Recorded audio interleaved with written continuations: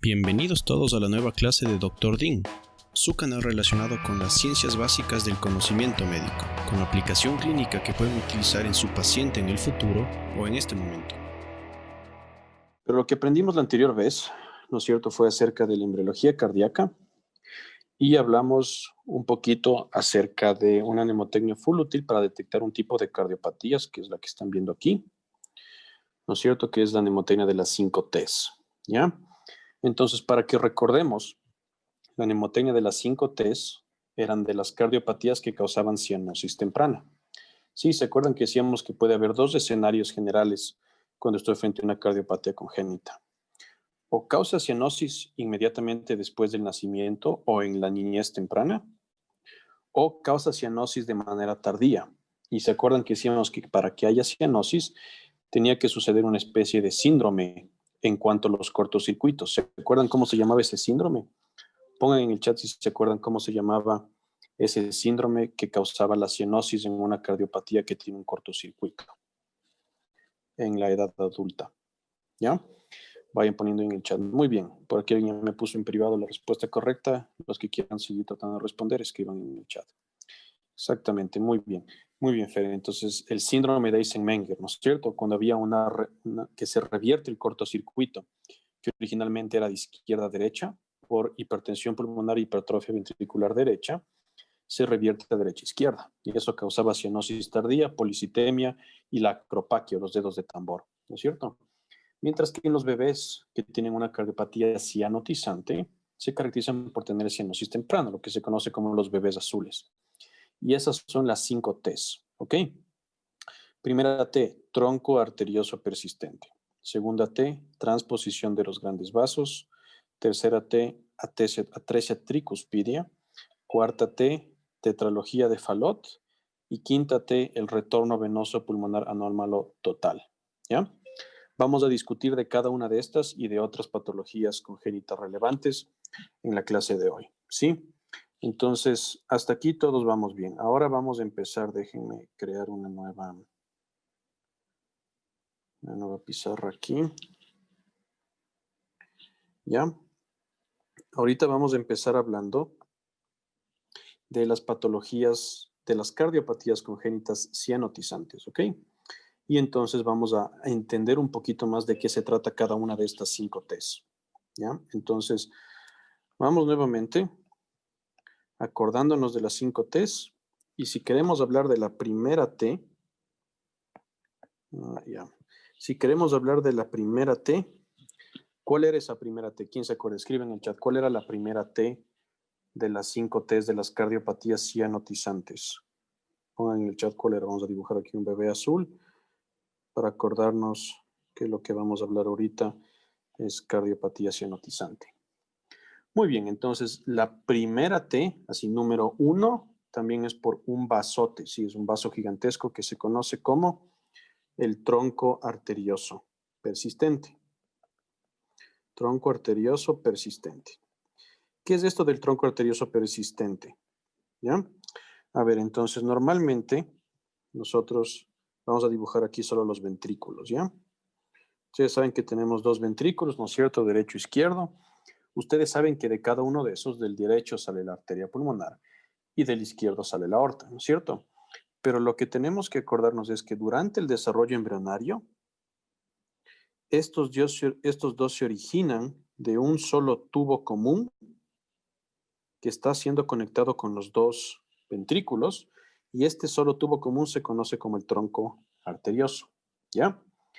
Lo que pasa con este tronco arterioso es que células que están en la cresta neural, ¿sí? Células de la cresta neural, que es parte del ectodermo, durante el desarrollo del corazón, ¿qué semanas, se acuerdan que habíamos hablado que las cardiopatías ocurren durante la embriogénesis cardíaca? ¿Se acuerdan qué semanas dijimos la anterior clase?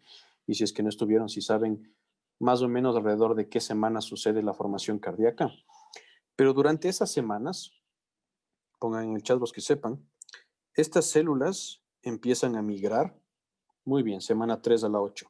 Estas células empiezan a migrar y viajan acá, ¿sí? Al tronco arterioso, y empiezan en el tronco arterioso a formar una pared o un septo, que se conoce como el septo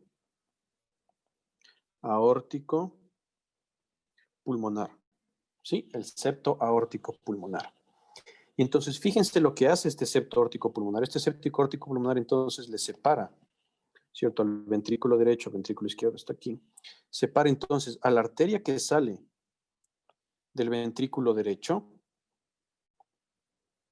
que vendría a ser esta de aquí, ¿cierto?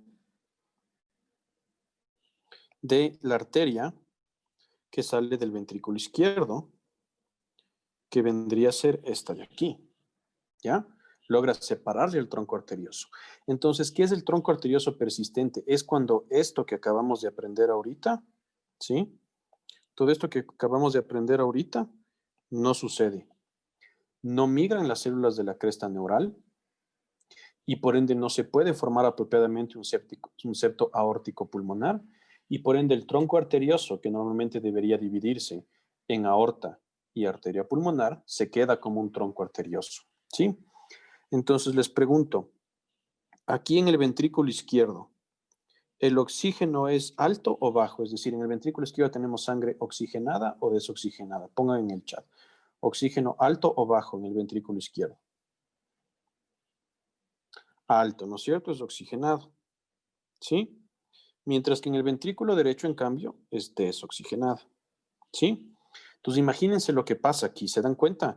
Si es que le borramos al septo aórtico pulmonar, como estoy haciendo ahorita, ¿ya? Y toda la sangre está saliendo al mismo tiempo por ahí, ¿qué pasa con esa sangre? Se mezcla, ¿no es cierto? Se mezcla como vamos a hacer que se mezcle ahorita aquí. ¿Sí ven? Entonces se mezcla todito.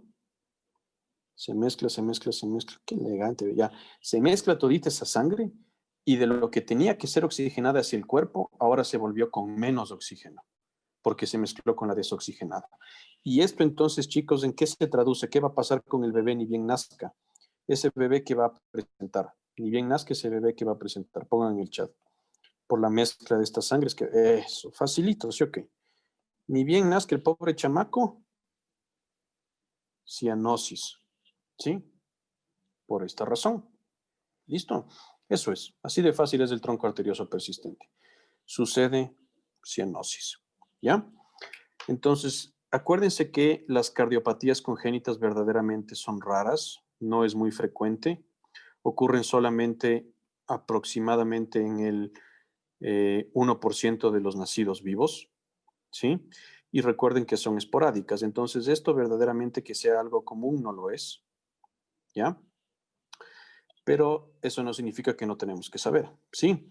Normalmente estos pacientes que tienen un defecto del tronco arterioso generalmente también se presentan con una comunicación interventricular. Generalmente los pacientes con defecto del tronco arterioso también presentan comunicación interventricular, ¿ya? Entonces, esa es la primera T, tronco arterioso persistente. Facilito, ¿no es cierto? ¿Hasta aquí alguien alguna pregunta? ¿Todos bien? Ya. Tillos. Vamos a la segunda T, ¿ok? ¿Cuál era la segunda T? ¿Quién se acuerda cuál era la segunda T? Pongan en el chat. ¿Cuál era la segunda T? Vamos, todos vamos poniendo. Si ya hayan escrito, vayan poniendo nomás. La segunda T, muy bien, es transposición. Transposición de los grandes vasos. ¿Cuáles son los grandes vasos? ¿Cuántos grandes vasos hay? Pongan en el chat. ¿Cuántos grandes? ¿Cuáles son los vasos más importantes? Dos, ¿no es cierto? Por eso es que es la segunda T, porque son dos vasos que están transpuestos. La aorta y la pulmonar, ¿sí? Entonces vamos a tomar nuevamente este dibujo que hicimos aquí. Vamos a tomar nuevamente prestado este dibujo que hicimos aquí. Ok.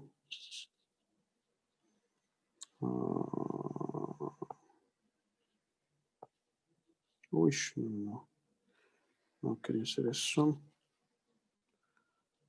Aquí, ya. Bien. A ver, entonces vamos a tomar nuevamente este dibujo. ¿Y qué es la transposición de los grandes vasos? La transposición de los grandes vasos sucede cuando el septo aórtico pulmonar sí logró migrar, es decir, existe el septo aórtico pulmonar, pero lo que tiene que pasar ahorita con el septo aórtico pulmonar es que el man tiene que girar, ¿sí? Como una espiral. ¿Por qué el septo aórtico pulmonar tiene que girar? Porque antes de que gire, lo que sucede es que saliendo del ventrículo derecho está la aorta y saliendo del ventrículo izquierdo está la pulmonar. Como ustedes sabrán, esto no es así como nacemos, ¿no es cierto? Entonces, por eso es que el septo aórtico pulmonar gira, haciendo que ahora, cuando gire, la aorta se vaya al ventrículo izquierdo y la pulmonar al ventrículo derecho.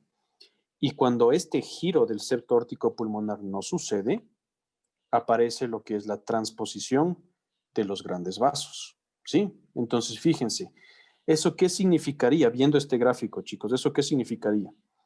Si es que la aorta sale del ventrículo derecho y el ventrículo derecho tiene poco oxígeno, ¿será eso compatible con la vida? ¿Qué dicen? ¿Servirá eso? No, ¿no es cierto? ¿Qué significa? Que todo el cuerpo del bebé está recibiendo sangre desoxigenada.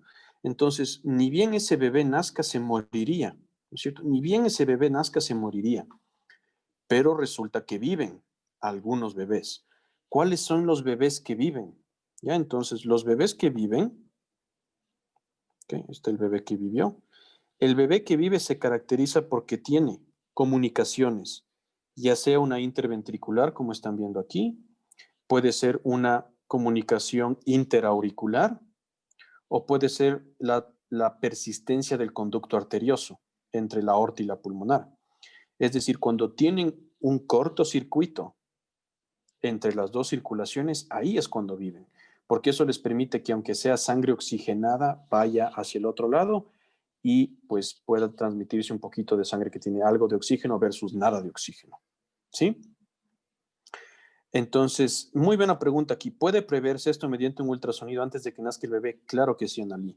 Es más, lo óptimo sería detectar las cardiopatías congénitas antes del nacimiento. Sí, entonces, estas se pueden detectar o antes del nacimiento o después del nacimiento. La tecnología en ecografía ahorita, especialmente el Doppler y la ecografía 4D, nos permite detectar esto fácilmente. Sí hay cómo, ¿sí? Pero no de manera muy temprana. El corazón tiene que desarrollarse en cierto grado para que podamos detectar. Bien, entonces eso, queridos chicos, es la transposición de los grandes vasos. Entonces ustedes entenderán que el tratamiento aquí, ¿cuál será? ¿Cuál será el tratamiento aquí? ¿Qué creen? Pongan en el chat.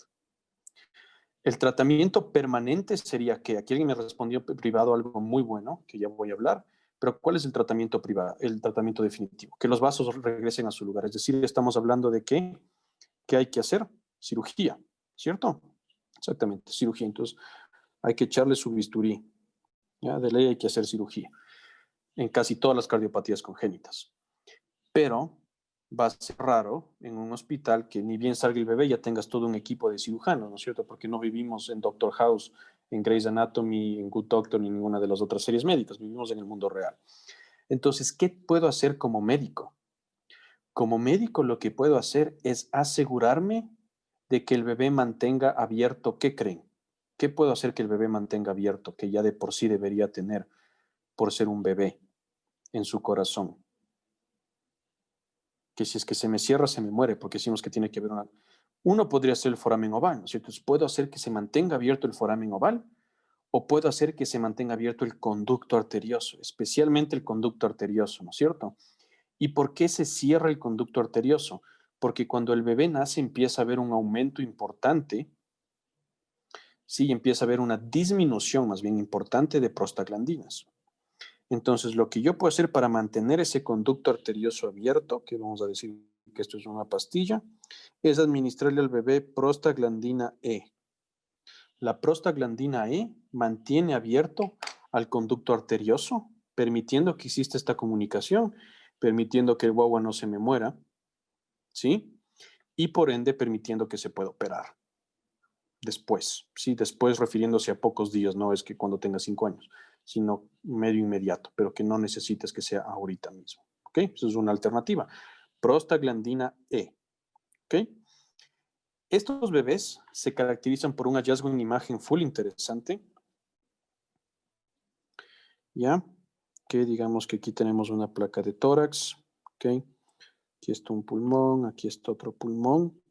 Estos bebés del corazón tiene una forma más o menos así. ¿Ok? Si quieren ahorita pongan en Google transposición de grandes vasos rayos X y van a ver que aparece algo como esto, ¿sí? Que muchos autores le han llamado, especialmente los gringos, dicen que parece un huevo en una piola.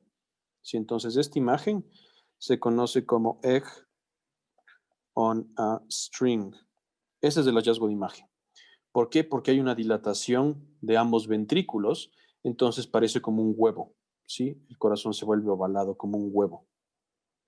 ¿Ok? Especialmente se vuelve así porque tampoco se dio la rotación para darle su forma normal. Sí, entonces eso es transposición de los grandes vasos. Facilito, ¿sí o qué? ¿Alguien alguna pregunta de la transposición de los grandes vasos? ¿No? ¿Todos bien? Ya. Eso es el número 2. ¿Listo? Ahora vamos al número 3. ¿Cuál era el número 3? Pongan en el chat. ¿Quién se acuerda cuál es el número 3 de las cardiopatías cianotizantes? Muy bien, 3 de tri, ¿no es cierto? Como la tri que perdió. Tricuspidia, atresia tricuspidia, ¿cierto? Atresia tricuspidia. Por su nombre, no creo que tenga mucho que explicar, ¿no es cierto? Pero vamos a dibujar aquí un corazón. Ya. La atresia tricuspidia, como su nombre dice, es la ausencia de la válvula tricúspide. Lo que significa que en un corazón normal, ¿no es cierto? Aquí, por ejemplo, entre la aurícula izquierda y el ventrículo izquierdo, yo tengo el foramen mitral, ¿no es cierto? Y aquí insertándose aquí está la válvula mitral, ¿no es cierto? Y dice que está en las anillos, las zónulas, ¿ok? Ahí está la válvula mitral. Lo normal es que entre la aurícula derecha y el ventrículo derecho esté la válvula tricuspidia, ¿no es cierto? Pero en la atresia tricuspidia no sucede eso, se queda cerrado el hueco. Ni siquiera hay hueco, como están viendo aquí, esto es sólido. ¿Ok? No existe. Es más, como no existe, ¿qué significa eso? Les pregunto, a ver, vamos a dibujar par glóbulos rojos aquí. Okay, dice que tenemos visión de rayos X y esto representa la sangre. Estos son los glóbulos rojos.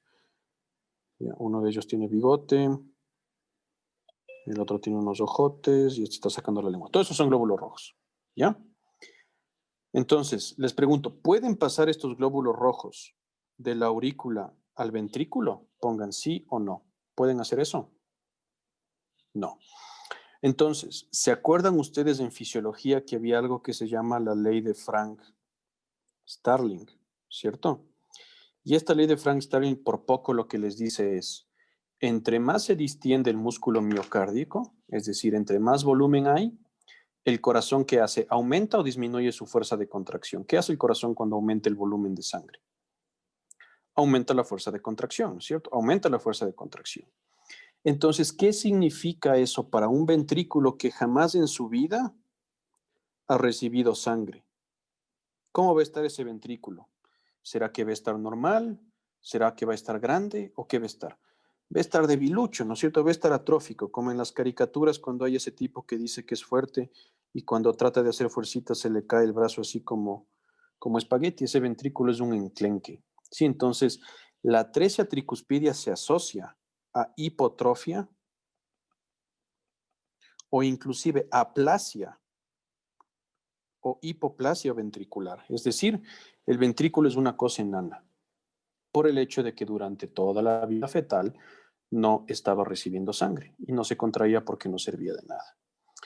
Nuevamente, esta atresia tricuspidia, entonces, para que sea compatible con la vida, ¿qué necesitamos que haya en una atresia tricuspidia para que sea compatible con la vida? ¿O será que solamente con una atresia tricuspidia el bebé puede nacer y decir, ¿qué más mami tengo atresia tricuspidia? ¿Qué necesitamos para que la atresia tricuspidia el bebé sea viable? Comunicaciones. Y ni siquiera una comunicación, necesitamos dos comunicaciones. Y ahora vamos a entender por qué. ¿Ya? Imaginémonos que solo tenemos una comunicación, ¿sí? Aquí. Es decir, una comunicación interauricular. ¿Eso qué significa? Pues significa que la sangre viene acá, ¿no es cierto?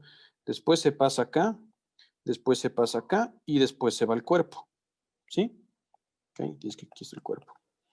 Les pregunto, ¿esto será compatible con la vida después de que el bebé nazca? Cuando está dentro del útero, sí, ¿no es cierto? Porque la sangre de la mamá llega a la aurícula derecha, oxigenada, se va al cuerpo, no pasa absolutamente nada. Pero cuando el bebé nace y ya no tiene el apoyo de la circulación de la madre, ¿el bebé puede vivir? No, ¿no es cierto? Porque ¿cómo va a oxigenar? Exacto. ¿Cómo oxigena el pobre Wambra? Si no tiene pulmones, o sea, tiene pulmones, pero no le llega sangre. Entonces, aparte de una comunicación interauricular, para que el bebé sobreviva extraútero, ¿qué otra cosa necesitamos? Pongan en el chat. ¿Qué otra cosa necesitaríamos para que el bebé sobreviva extraútero? Muy bien, una comunicación interventricular, ¿no es cierto? Para que cuando el bebé esté afuera, y sí, pues la sangre desoxigenada regresa por acá, se mezcla con la oxigenada, se va al cuerpo, pero también se regresa a los pulmones para poder oxigenarse. Entonces este bebé necesita por lo menos 2 comunicaciones para que sea compatible con la vida e indudablemente el tratamiento tiene que ser quirúrgico. ¿Sí? Eso es la atresia tricuspidia. ¿Sí ven? Facilito. Entonces, tronco arterioso persistente, transposición de los grandes vasos, atresia tricuspidia. Ya saben las pepas de cada uno de estos. Y ahora vamos con los últimos 2. ¿Ya? ¿Cuál es el número 4 de las cardiopatías cianotizantes? Muy bien, 4 de tetra, ¿no es cierto? Tetralogía de Fallot. ¿Ya? Un mijín médico descubrió que una enfermedad cardíaca se caracterizaba por 4 cosas y le puso tetralogía. Por eso se llama tetralogía, porque dentro de sí se describen 4 cosas importantes, ¿ok? Entonces, la tetralogía de Fallot tiene 4 cosas. 1, 2, 3 y 4. Y vamos a ver si puedo hacer un dibujo que sea entendible. A ver, entonces, la tetralogía de Fallot. Dibujar por aquí el corazoncito. Ok. Por aquí las aurículas. Vamos a hacer que, dame un rato. Ya, por aquí está saliendo la pulmonar. Ok, muy bien. Y digamos que acá está saliendo la aorta. Dice que ese es el callado. Ya. ¿Qué es la tetralogía de Fallot, chicos? La tetralogía de Fallot se caracteriza por 4 cosas importantes. Número 1. ¿Ya? Y aquí hay una mnemotecnia en inglés full útil, que es prove, como probar en inglés. ¿Ok? O si quieren, prov, que es solo así, prov. ¿Ok? La P significa pulmonar. ¿Por qué pulmonar? Porque existe una estenosis de la salida de la arteria pulmonar. Aquí está la arteria pulmonar, ¿no es cierto? Y aquí el paciente va a tener una estenosis de la salida de la arteria pulmonar. Es decir, la válvula pulmonar y la salida hacia el pulmón se encuentra achicado. ¿Ok? Número 1, estenosis pulmonar. ¿Sí? Ya, entonces aquí, estenosis, estenosis.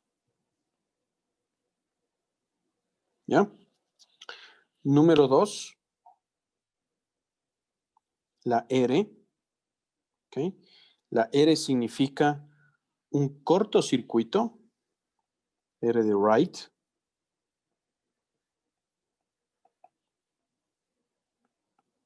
Cortocircuito de derecha a izquierda. ¿Sí? Cortocircuito de derecha a izquierda. Y ya habíamos aprendido, cuando existe un cortocircuito de derecha a izquierda, ¿qué pasa con el músculo del ventrículo derecho? El músculo del ventrículo derecho por esa estenosis va a estar tuco, ¿no es cierto? Entonces hay una hipertrofia ventricular derecha, ¿ok? Lo que interesantemente se asocia en los rayos X, ya nuevamente diciendo que aquí están nuestros rayos X, esta hipertrofia ventricular derecha debido a este shunt de derecha-izquierda, se relaciona con algo que se le llama el corazón en bota, ¿ok? Entonces, el corazón de ese paciente tiene una forma de bota en los rayos X. Corazón en bota, típico de la tetralogía de Fallot. ¿Sí? De ahí tenemos, esa es la R. ¿Qué significa la O? La O significa de override. Es una aorta cabalgante. Sí, hay un cabalgamiento de la aorta. ¿Qué es eso del cabalgamiento? En vez de que el tabique interventricular esté alto y la aorta salga alta, la aorta se origina más abajo. Vamos a hacer otro color aquí. Que bueno, digamos que esto es la aorta que se está originando. La aorta se origina más abajo y está como que cabalgando al tabique interventricular. ¿Sí? Y por último, la B, ¿sí? Viene de ventricular, de defecto interventricular. ¿Sí? Defecto de la... Hay una comunicación interventricular. ¿Ya? Entonces, la tetralogía de Fallot tiene estas cuatro cosas. De nuevo, estenosis del tracto de salida. Aquí una estenosis, ya, la estenosis es subvalvular. La estenosis es del tracto de salida. Sí, del tracto de salida del ventrículo derecho, no de la válvula. No es que tienen una estenosis de la válvula pulmonar, tienen generalmente una estenosis del tracto de salida. Entonces, la carne, imagínate tú, del ventrículo derecho en ese tracto de salida está achicado. Aparte de eso, estos pacientes también tienen hipertensión pulmonar. Y todo esto puede desencadenar tarde o temprano en una estenosis de la válvula pulmonar también, pero es del tracto de salida. ¿Sí? Entonces, estenosis del tracto de salida de la arteria pulmonar, P. R, right to left. Cortocircuito de derecha a izquierda que se asocia a hipertrofia del ventrículo derecho que se ve como una bota en los rayos X. ¿Sí? Entonces, hipertrofia ventricular derecha es la R. La O es de overwriting aorta, que significa una aorta cabalgante, y la B es de comunicación interventricular. ¿Ok? Eso es una tetralogía de Fallot. Interesantemente, esta tetralogía de Fallot es el rey de la cianosis en la niñez, ya ni siquiera en un bebé. Es de la cianosis en la niñez. ¿Ok? Entonces vamos a hacerle que tiene una gorra de béisbol para decir que es un niño. Y tiene un bate cianótico. Ya, entonces es la cianosis de la niñez. ¿Sí? Y estos pacientes puede ser que cuando nacen no nos demos cuenta que tienen tetralogía de Fallot, pero conforme empiezan a desarrollarse, ¿sí? Empieza a aparecer los signos que me dan la tetralogía de Fallot y aparecen de una manera muy interesante con algo que en inglés se conoce como spells o ataques en español, o los ataques de la tetralogía. En inglés se le dice TET spells. O los ataques de la tetralogía de Fallot se caracterizan porque el niño tiene episodios de dificultad respiratoria con cianosis. ¿Sí? Entonces, de la nada el niño se vuelve azul. La piel se vuelve azul y las mucosas particularmente se vuelven azules. Y estos ataques se pueden dar por varias cosas en el bebé o en el niño pequeño. Número uno puede ser por fiebre. Tiene una infección y le da cianosis. Número dos puede ser por el llanto. ¿Sí? Cuando el bebé llora, le da cianosis. Puede ser que cuando se esté alimentando el bebé con la leche materna, le dé cianosis. ¿Ya? Y en los niños más grandecitos, cuando hacen ejercicio, cuando están jugando, les da cianosis.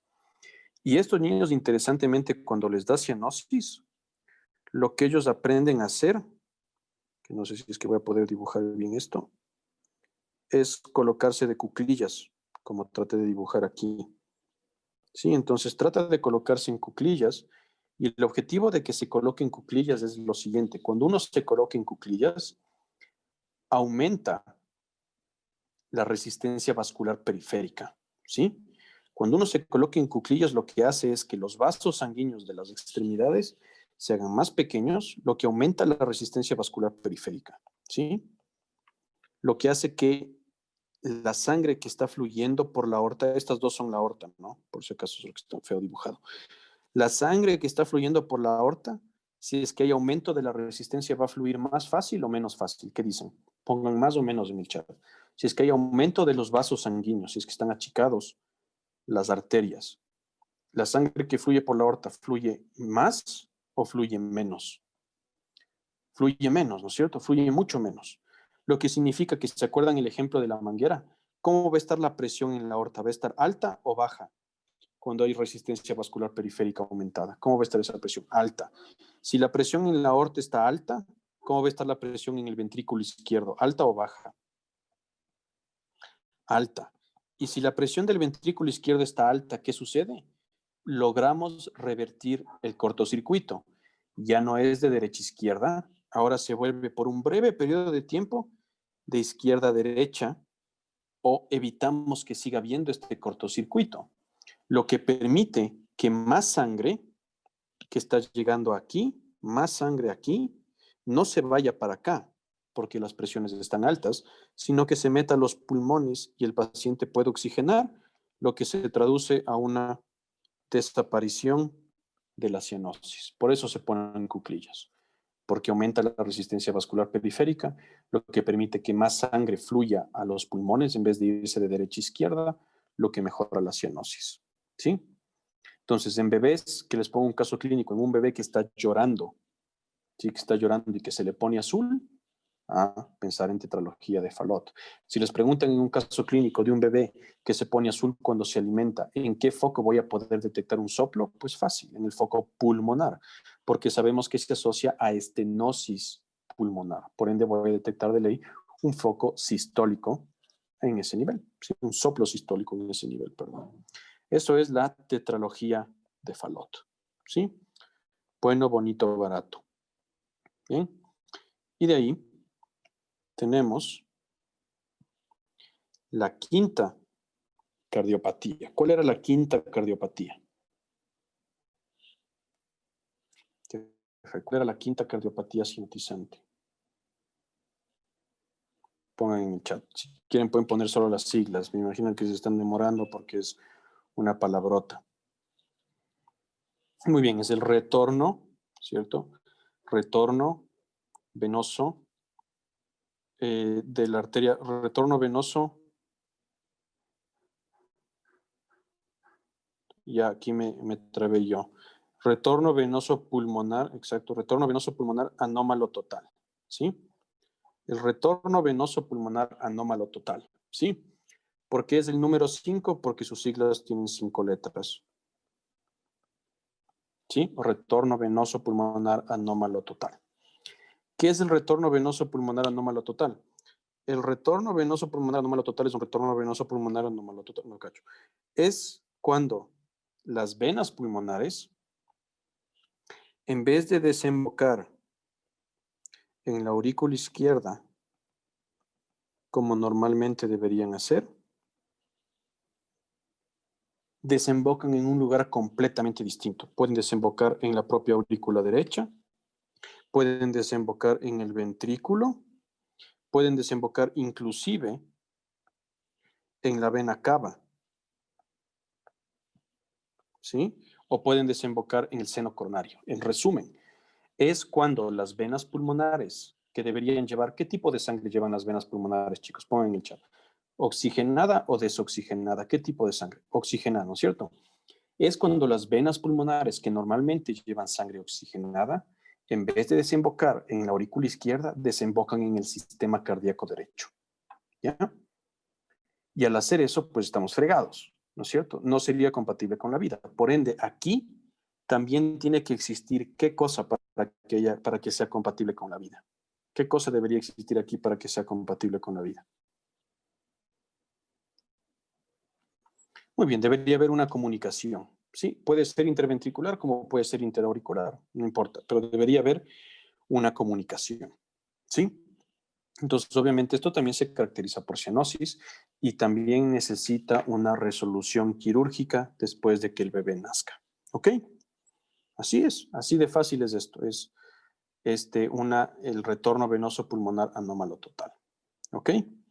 Listo, entonces de ley necesitamos una comunicación para poder mantener el gasto cardíaco, porque si no, imagínense que nada llegaría al ventrículo izquierdo, ¿no es cierto? No habría sangre que llegue al ventrículo izquierdo.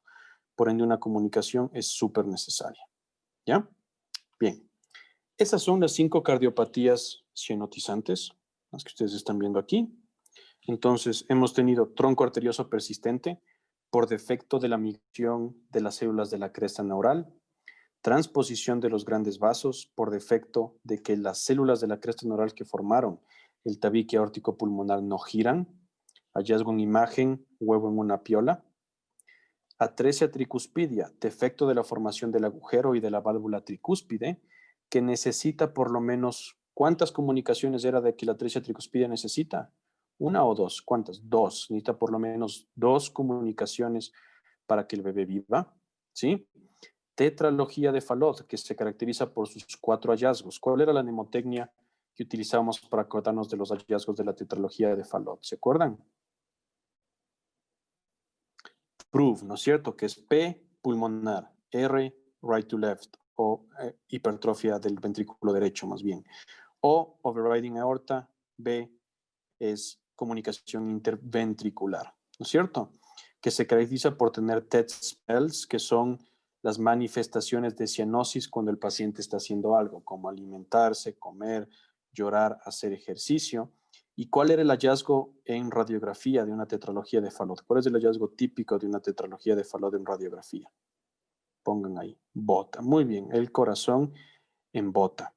¿Sí? Aquí alguien me preguntó algo interesante. En la atresia tricuspidia, ¿se puede tener la cirugía en todos si se le da prostaglandina E? Muy buena pregunta. En los que solo necesitas una comunicación, generalmente sí, como por ejemplo en la transposición de los grandes vasos o en el tronco arterioso persistente, ¿ya? En los que necesitas 2, como este caso, no, ¿sí? Porque aquí de ley necesitas 2 que existan, ¿ya? Y la prostaglandina E lo que más va a mantener abierto es el conducto arterioso. Entonces puede ser que este bebé, cuando ya le diagnosticaste, ni bien nace, necesita intervencionismo cardíaco en el que tú entras por la arteria femoral con un catéter para crear una de estas comunicaciones. Puede ser una factibilidad. ¿Ya?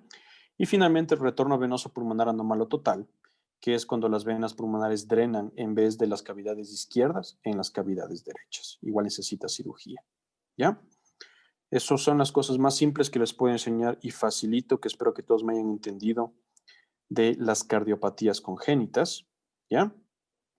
Y pues las otras cardiopatías que existen ya no se asocian a cianosis, ¿sí?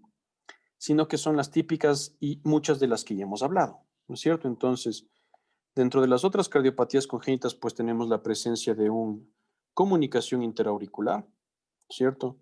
Podemos tener la presencia de una comunicación interventricular, podemos tener la presencia de un conducto arterioso persistente, ¿cierto? O podemos tener la presencia de otra anomalía que no es cardíaca, pero que sería la coartación de la aorta, ¿sí? Si es que solo existen estos aislados, ¿a qué me refiero aislados? No se asocian con ninguna de las cardiopatías que hemos visto antes. Estas cosas de aquí van a causar un cortocircuito. ¿De qué lado a qué lado creen ustedes? Si es que solo existe una comunicación interauricular sin nada más, o solo una comunicación interventricular, cuando el bebé nazca va a existir un cortocircuito. ¿De qué lado a qué lado? De izquierda a derecha, ¿no es cierto? De izquierda a derecha. Y esto les pregunto, si es que hay un cortocircuito de izquierda a derecha, ¿voy a tener cianosis? ¿Qué dicen? ¿Voy a tener cianosis? No, ¿no es cierto? No hay cianosis. No hay cianosis, ¿ya? Estos de aquí que vimos, estos son los únicos que es cortocircuito de derecha a izquierda. Estos causan cianosis. Estos de aquí, cuando ocurren aislados, no causan cianosis y es un cortocircuito de izquierda a derecha. Ejemplo típico de una comunicación interauricular, pues la persistencia del foramen oval, ¿cierto? Que se caracteriza generalmente por, en la auscultación, una separación de el ruido de cierre de las válvulas semilunares, una separación del cierre de S2, que podemos hablar la siguiente clase acerca de la auscultación cardíaca, si es que están interesados. Una comunicación interventricular, pues un defecto del tabique interventricular. Comunicación o persistencia del conducto arterioso permeable, que como ustedes saben y los que no les cuento, la aorta, cuando se relaciona con la pulmonar, en algo que se llama la ventana aortopulmonar, en el bebé tienen un conducto que les comunica, que se llama el conducto arterioso, que cuando el adulto nace, que cuando ya el bebé nace y después de un tiempo ese conducto se cierra, formando lo que en anatomía conocemos como el ligamento arterioso. A veces este se puede mantener y cuando este se mantiene, lo típico en estos casos es un soplo muy característico de la persistencia del conducto arterioso. ¿Alguien sabe cuál es ese soplo? ¿Cuál es el soplo característico de la persistencia del conducto arterioso?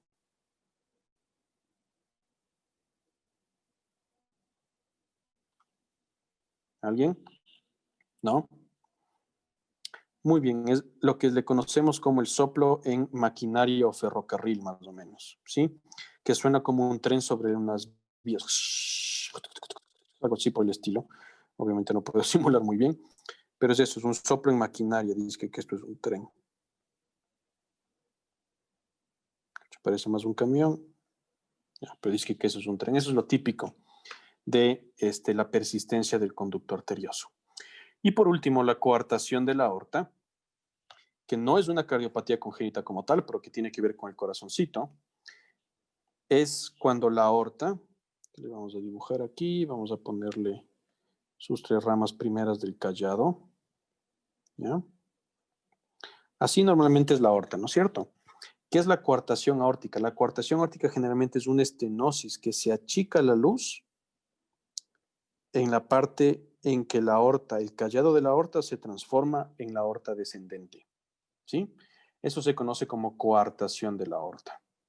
Y generalmente ocurre cerca de la inserción del conducto arterioso, ¿ya? Se puede asociar a otros defectos cardíacos o a otras patologías del humano, como el síndrome de Turner, por ejemplo, 45X0. Y es bien interesante esto, porque fíjense que aquí se achica esto, ¿no es cierto? Entonces les pregunto, chicos, si es que acá está el corazón, aquí está el corazón, ¿ya? Acá está el corazón, esta cosa roja de aquí. Y esto está achicado, y obviamente el flujo de sangre está en esta dirección de aquí. ¿Cómo van a estar las presiones? Les pregunto, acuérdense de la analogía de manguera que les enseñé. ¿Cómo van a estar las presiones aquí, de acá a acá, antes de la obstrucción? ¿Cómo van a estar esas presiones? ¿Altas o bajas? ¿Qué dicen? Altísimas, ¿no es cierto? Aquí va a haber una presión full alta, ¿ya? Y como esta obstrucción no permite que salga mucha sangre después, lo que significa que va a haber menos sangre de estar a la obstrucción, ¿cómo van a estar las presiones de aquí para abajo? ¿Altas o bajas? Bajas, ¿no es cierto? Las presiones aquí van a estar bajas. Y si es que nos acordamos de las ramas de la aorta, sabemos que lo primero que sale es el tronco brachiocefálico, ¿no es cierto? De ahí sabemos que es la carótida común izquierda, la subclavia izquierda, ¿no es cierto?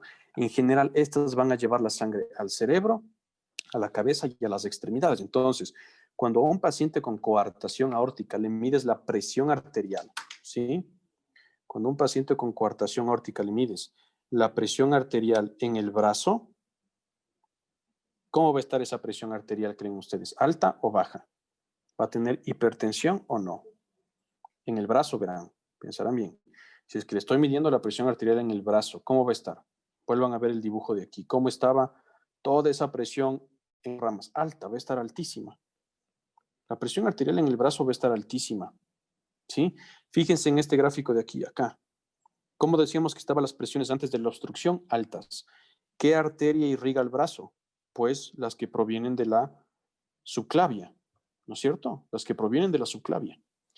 ¿Depende del brazo? Es una muy buena pregunta. Sí, cuando la coartación de la aorta no involucra a ambas subclavias, y no cuando la coartación de la aorta involucra ambas. Lo más frecuente es que la coartación sea después de todas las ramas. En ese caso, los dos brazos van a tener hipertensión. Si es que la coartación es, por ejemplo, en vez de donde yo dibujé el gráfico, antes de la subclavia izquierda, pues ahí sí, solamente un brazo. ¿Ya? Entonces, fíjense que como todas las ramas que van a originar a las arterias del brazo están antes de la estenosis, antes de la coartación, pues entonces va a haber hipertensión en ambos brazos. Y si es que le medimos la presión en las piernas a ese paciente, ¿sí? Si en cambio le mido la presión arterial de las piernas a ese man, ¿cómo va a estar la presión arterial de esas piernas? ¿Qué dicen? Pongan en el chat, ¿cómo va a estar esa presión arterial? Baja, ¿cierto? Baja. Esta es la razón por la que esta patología puede pasar diagnosticada por mucho tiempo sin causar síntomas. Esta es la razón por la que en los libros de texto siempre nos recomiendan que cuando es la primera visita de un paciente a nosotros, se le tiene que tomar la presión en un brazo, en el otro brazo, es decir, brazo derecho, brazo izquierdo y por lo menos una vez en su vida, especialmente los primeros, en una de las piernas. Porque eso nos permite sospechar en la existencia de una coartación de la aorta. Entonces la pregunta aquí es, ¿cuántas veces en su vida cuando ustedes fueron al médico les han tomado la presión arterial en las piernas? ¿Ya? Seguro 0 veces. Pero esto es lo que se recomienda, por el simple hecho de que una coartación aórtica puede ser una patología oculta. ¿Sí? Entonces, a su primer paciente, que es la primera vez que le ven al señor Juanito, pues, señor Juanito, le tomo la presión en la pierna. ¿Significa que después tengo que seguirle tomando la presión en la pierna al señor Juanito? No, ya descarté. La coartación de la aorta generalmente es una patología congénita que puede pasar desapercibida hasta la edad adulta. Y gracias por ver este video y por tu apoyo. Y recuerda, siempre lo hacemos por ellos, nuestros pacientes. Hasta la próxima, futuros doctores. Si te gustó este video y el contenido que estoy produciendo, por favor suscríbete, comparte y dale like y ayúdame a llevar conocimiento médico a cada rincón del mundo. Contigo podemos hacerlo.